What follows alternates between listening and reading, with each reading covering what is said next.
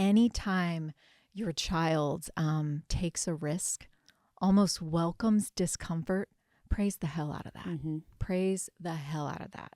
And because that right there, again, your child is collecting data, developing self-trust, and really building the foundational piece for what it takes to continue to push ourselves, but in ways where we're not going to be over here and be a complete mess or over here and just have that safety net where we don't do much of anything. Yeah, it's finding that appropriate challenge that they can potentially fail, and when they fail forward, Mm-hmm. right? And that they are being called to sort of a higher standard because we know that they're capable. We're able to give them the support they need, but we're not solving every single thing going ahead of them and just helping them kind of see. I think those are the kind of life skills that kids can learn when they've got supportive parents or educators who are kind of holding them in that gray zone. Yeah, that's absolutely right. And they don't have kind of their whole identity wrapped into this all or nothing pass fail mentality, right?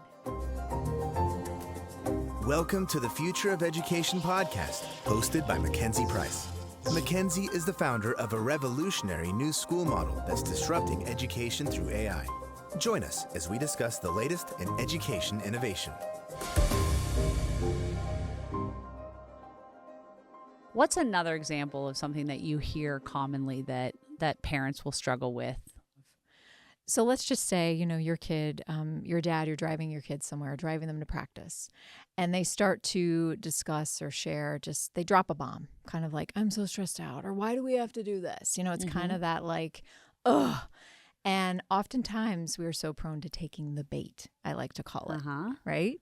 We go right into making it positive. Well, we have this and you have this, or you don't have that much homework. We try to gloss over it.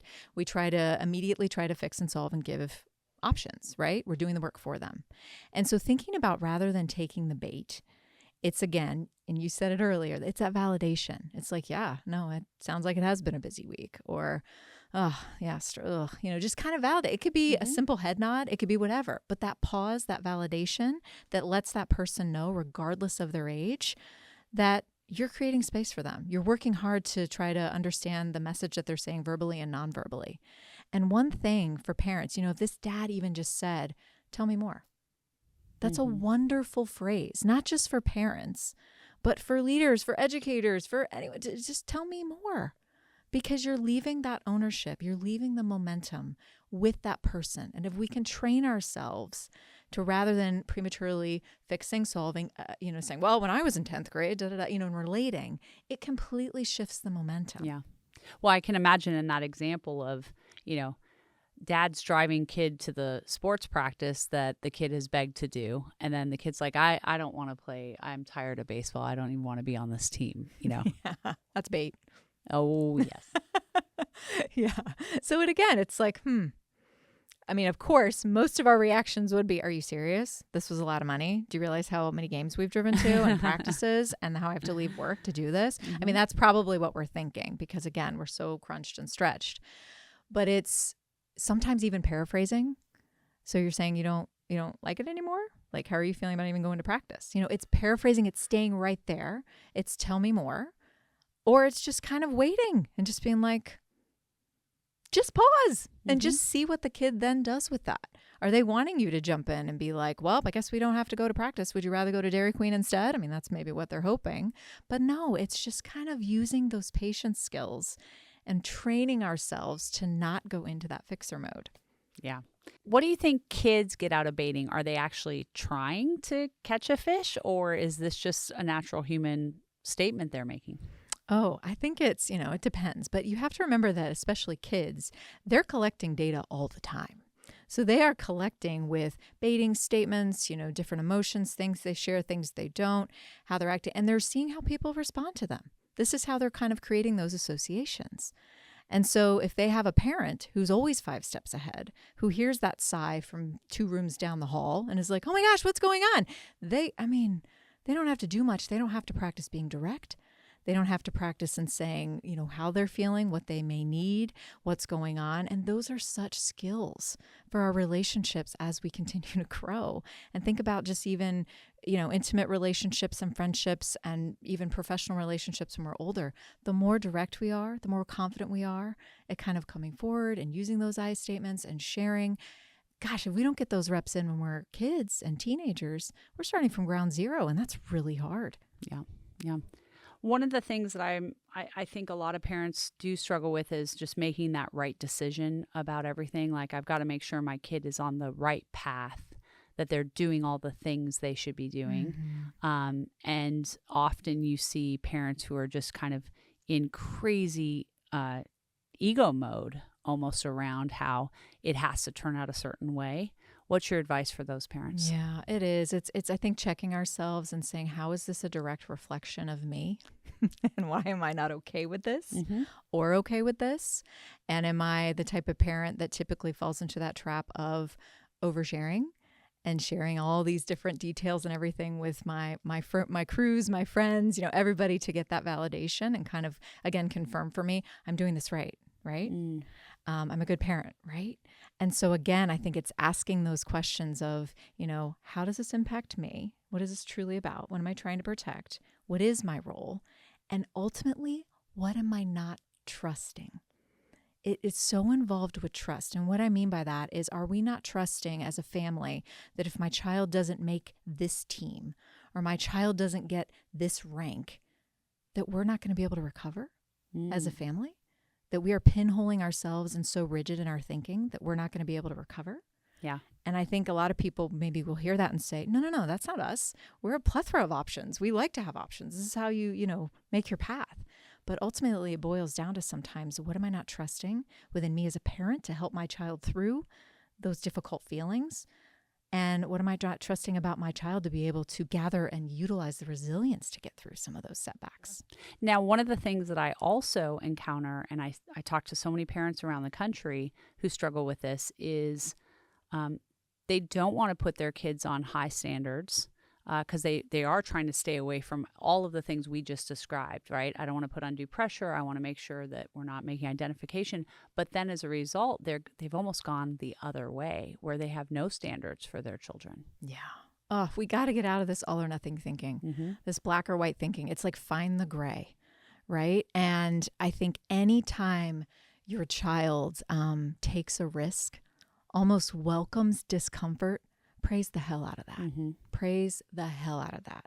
And because that right there, again, your child is collecting data, developing self-trust, and really building the foundational piece for what it takes to continue to push ourselves, but in ways where we're not going to be over here and be a complete mess or over here and just have that safety net where we don't do much of anything. Yeah, it's finding that appropriate challenge that they can potentially fail, and when they fail forward, right? And that they are being called to sort of a higher standard because we know that they're capable. We're able to give them the support they need, but we're not solving every single thing going ahead of them and just helping them kind of see. I think those are the kind of life skills that kids can learn when they've got supportive parents or educators who are kind of holding them in that gray zone. Yeah, that's absolutely right. And they don't have kind of their whole identity wrapped into this all or nothing pass fail mentality, right? It's just, again, accessing that self-trust and resilience of, I'm going to show up to this. I'm going to give it everything I have. I'm probably going to learn a lot. I'm going to feel uncomfortable, but this is just something I'm doing today. This is just something I'm working on for this time period. And I have other facets of me. I have other parts of me. And so even if this part is struggling, I got these other things too. Yeah. I want to go back to something that you said earlier, which I thought was very profound, that a lot of times parents' compassion is really just control. Yes, it's that again. Let's check these things off. Let's confirm for myself and soothe myself that I am a good parent, that I'm doing all the things that I'm supposed to be doing, and therefore my kid is going to thrive and I'm going to be okay. Let's paint this picture by sharing an example of something like that, where parent seems compassionate, but really it's all about controlling it. Right. And sometimes we use those go-to statements of, you'll be fine, or just get over it. It's nothing to worry about, and kind of try those attempts first. And we hope that our child will just be like, oh, you're right. Okay, I'm going to go out and play. We know that doesn't typically work, but it's immediately jumping into that fixer role of, well, I'll just email the teacher.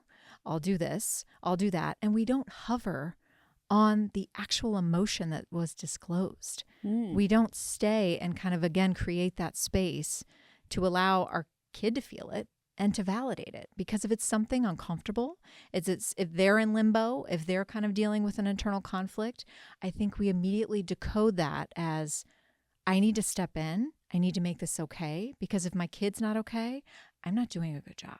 Yeah.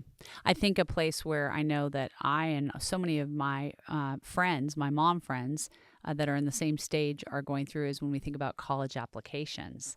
And I'm going through this with my second daughter. And so I'm very grateful that I kind of had the experience with my first to realize a few things. First of all, this is a marathon, not a sprint. And so, it's October right now. We aren't going to know a lot for many months, and there's no reason to get locked in. The other thing is to recognize how stressful it is for the kids. And the last thing that I want to do as a parent is add onto that stress or, help have that worry, and instead help them understand this is just one tool that's going to happen in your life, and where you go to school is not the make or break thing that's going to happen forever. This is just a part of your path, and there are a lot of ways, and you're going to find the thing that works out. And it's interesting because I think in a lot of ways, I'll talk to other mom friends who are going through this, and we're like, we think we're doing a pretty good job on it, but we really have to talk to ourselves too, and remind ourselves that this is just one piece of the puzzle. This is not a make or break type thing. It just is something. But, that's hard because I think that is such a profound example of where there's so much wrapped up in, are we a good parent? Did we do a good job? Did we help with everything they can? Did we help with their school decisions and their this and put them on the right track, and all that. And it's a lot of challenge. Right. But I think too, that was so wonderfully said, because it's almost, again, like checking ourselves and again, that check-in of like, are we making this about us? Yeah.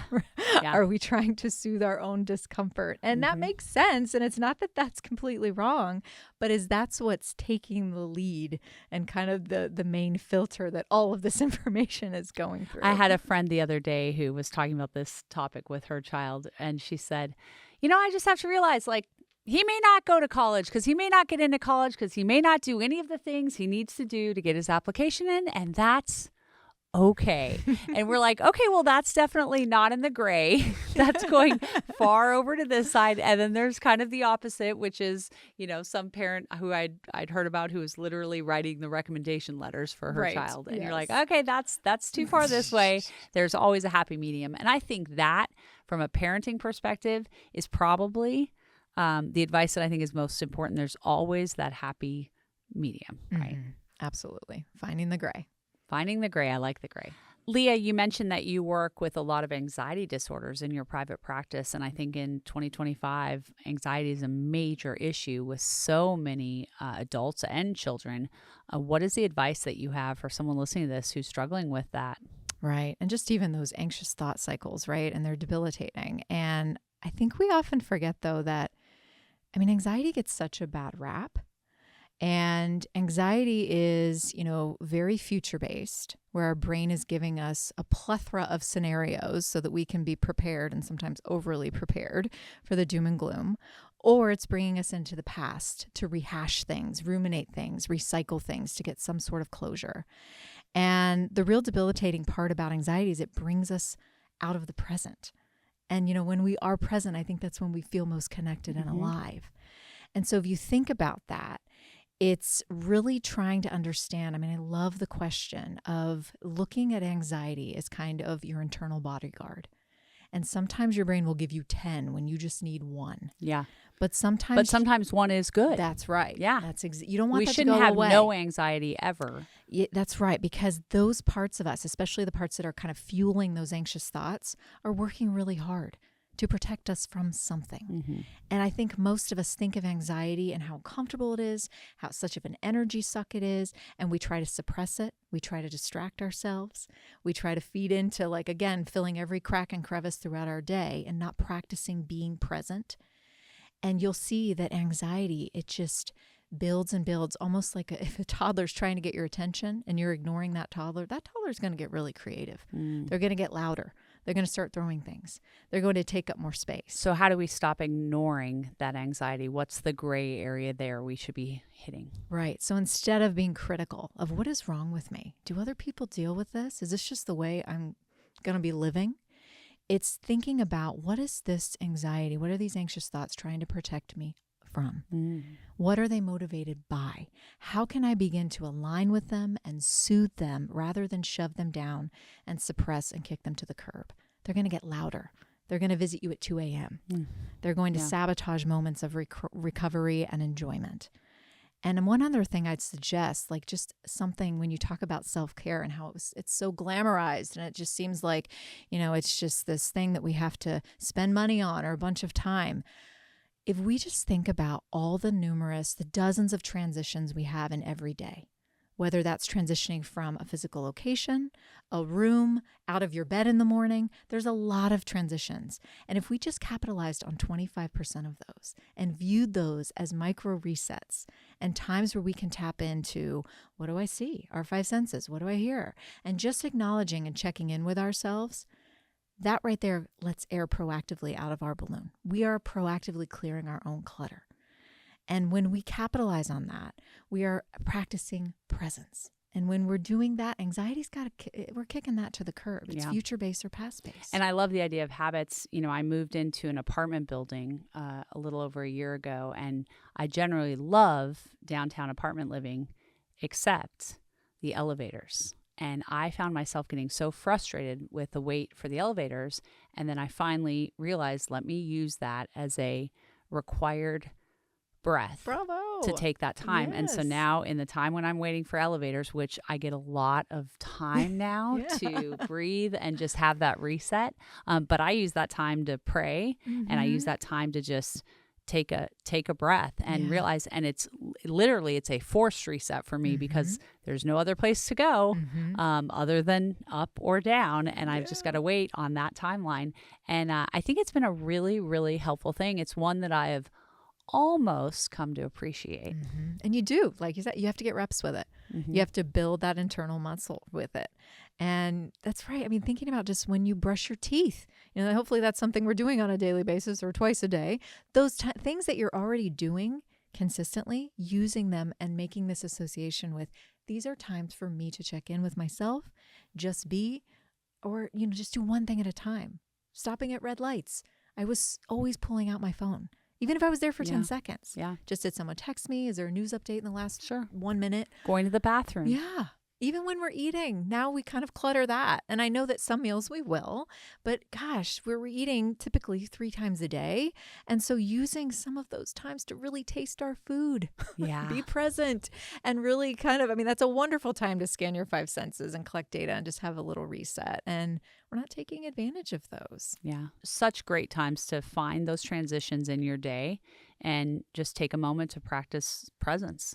Yeah. And be there. And same thing probably with interacting with your kids. There's sometimes that time that just be present, take the break with them. So Leah, you have so much great advice. You share this with your clients. You facilitate workshops and you're helping educators. And I heard that you have something really exciting that's going to help everybody who's listening. Tell me about that.